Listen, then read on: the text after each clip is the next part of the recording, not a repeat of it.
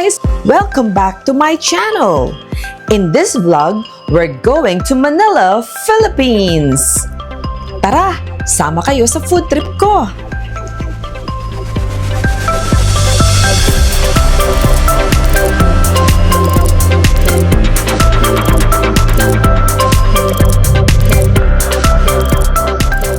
We are now in BGC and behind me is Kochi Restaurant. Saktong punta natin dito kasi few days ago, this restaurant got the Bib Gourmand Award from the Michelin Guide 2026. This award recognizes restaurants that serve high-quality dishes at affordable prices. Tara nga, mag-try tayo ng mga dishes other than their famous cochinillo. Ito ang kanilang menu. Isang malaking cochinillo. Gusto ko malaman paano i-order to. Whole, half, ano yan? Ano ba yung, syempre alam ko na yung whole. Yung half, ano yung half? As yung paganyan. Okay. Tapos yung leg rib naman natin is ito pong 1/4. Okay. And then the riblet naman ma'am is yung dito naman. Maliban sa main menu, meron tayong cafe menu. Pero ito lang from 2 p.m. to 5 p.m. So, magandang pumunta dito ng ganong oras kasi very affordable at marami din yung choices nila. Ayan. I think most of this, mga comfort food. Pero, magdala kayo ng antipara, ng salamin, katulad ko, kasi hindi namin ito mabasa. Pang bagets. Meron din silang package for a certain number of persons. Ganyan. Yan, syempre may oysters para sa mga kabataan na malakas pa, mga sikmura.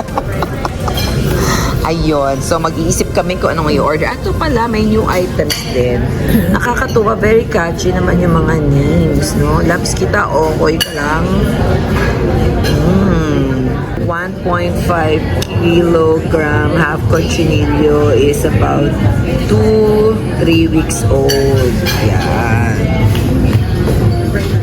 Ayan, ito try ko na ang Kochi taco.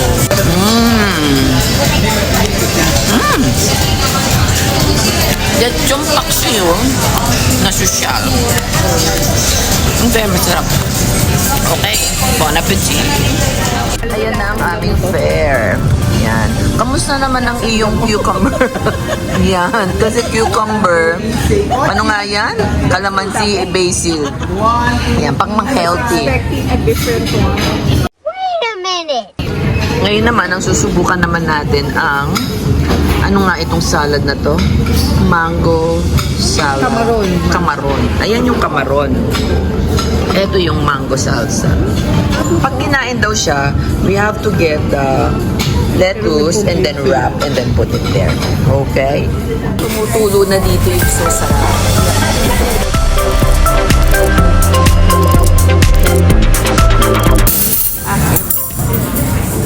Nagdala ko pa nga na mangga.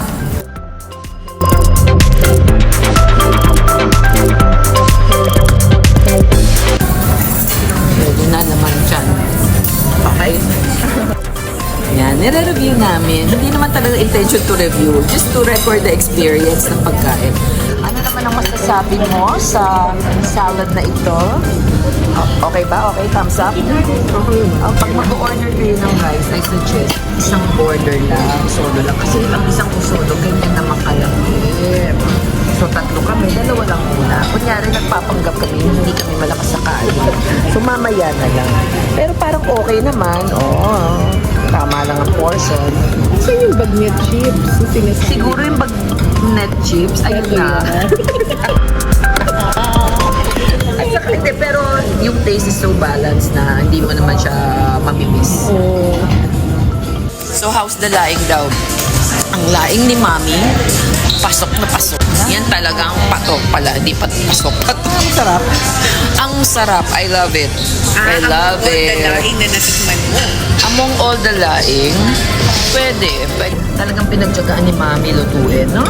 Matagal ang 100 gigs. 100 At itong kanyang drink, ay sumasarap daw pag kumakain ng ganito. So, Yes. kumain muna kayo bago kayo mag-order ng Palate drink. cleanser. It's like a palate cleanser. At ito, kuha tayo ng, ano daw ito? Kung ano mang gulay ito, spinachi. And then, parang kare-kare sauce ang kulay. Diba? Try naman natin itong hito, crispy hito. Talagang ang crispy. At lasang hito. Hindi ko mahanap yung nilatik. Pero parang meron siyang tint of tamis. Yung gata. Good. Winner. Ayan, natakman ko na rin ng chicken. Itong chicken, may dalawa siyang sauce. Kita ba yan? Gravy at saka parang sauce ng fishball. Masarap yung gravy. Hindi siya mukhang masarap yung chicken. Pero masarap. Alam mo, iba na yung review ko kasi nandito na si Marvin. Parang kanina pa rin panalike kayo, pero sarap lahat, grabe. So ano naman ang masasabi niyo uli sa pagkain ngayon na picture na tayo ni Marvin?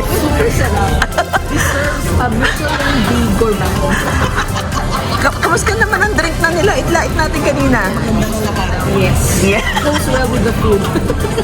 Oh, ayos pa. Ayos pa, babalik pa ba tayo? Babalik? Oh, yan. Namin si Marvin. Palakad-lakad lang siya dyan sa labas. Maaari bang malaman ko kung feel na feel mo nang sabihin, sana ay sabihin na ito. Request ng puso ko'y ikaw. Kung tameme ka chong, ako na ang maliligaw.